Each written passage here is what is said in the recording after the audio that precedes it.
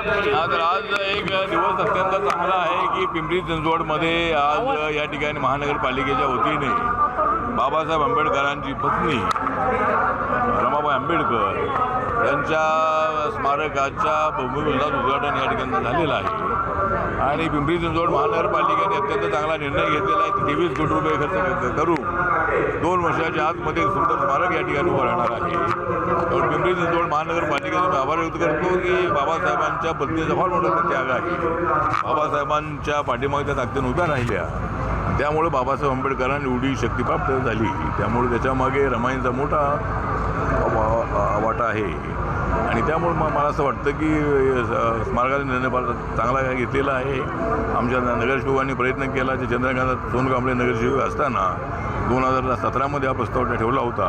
आणि आता 8-9 वर्षानंतर का असेना पण त्याला आता मान्यता मिळालेली आहे. आणि कुणाला आहे आमचे तंत्रबाळे आहेत नगरसेवक त्यांच्या प्रयत्नाने लवकरात लवकर हे पूजन झालेलं आहे. पण लवकर हे स्मारक पूर्ण व्हावं यासाठी काय तुम्ही सूचना द्याल? आता मी आयुक्तांशी बोललेलो आहे. त्यांनी सांगितले 2 वर्षामध्ये पूर्ण होणार आहे. तर ते आता त्याला कामाला वेळ थोडा लागतोच आहे. पण ते लवकरात लवकर पूर्ण व्हावं यासाठी मी मेयरना आणि आयुक्तांना बोललेलो आहे. आणि एवढ्या काळामध्ये ते पूर्ण होईल असं त्यांनी सांगितलेलं आहे. पश्चिम बंगाल के चुनाव हो चुके हैं, क्या लगता है क्या रिजल्ट आएगा? पश्चिम बंगालवरती बंगाल के चुनाव हो चुके हैं, क्या लगता है?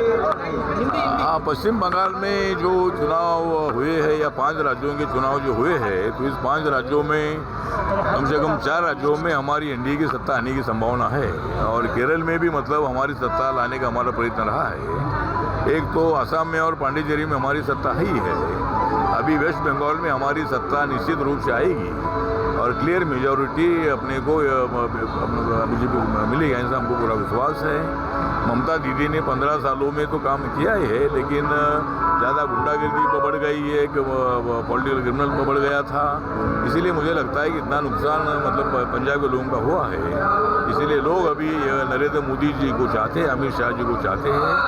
और ज़रूर मतलब वहाँ हमारी सरकार आएगी ऐसा हमको पूरा विश्वास है. और तमिलनाडु में भी जो महिलाओं के आरक्षण के बिल का इन्होंने विरोध किया है, इसलिए महिलाएं इनके खिलाफ वोटिंग करेगी और उसका फायदा हमको होगा. बारामतीमधलं काय चित्र असेल, काय वाटतंय तुम्हाला? 4 तारखेला निकाल आहे. बारामतीमध्ये 58% मतदान झालेलं आहे. त्या ठिकाणी अत्यंत चांगल्या मताने चांगल्या लीडनी सुनेत्रा पवार त्या ठिकाणी निवडून येतील. कारण अजितदादांना खरी श्रद्धांजली अर्पण करायची असेल तर तिथे सुनेत्रा पवार यांना चांगल्या प्रचंड मतांनी निवडून आणणं आवश्यक आहे. आणि त्याप्रमाणे आम्ही प्रचार केलेला आहे. ते अत्यंत चांगल्या मतांनी निवडून येतील.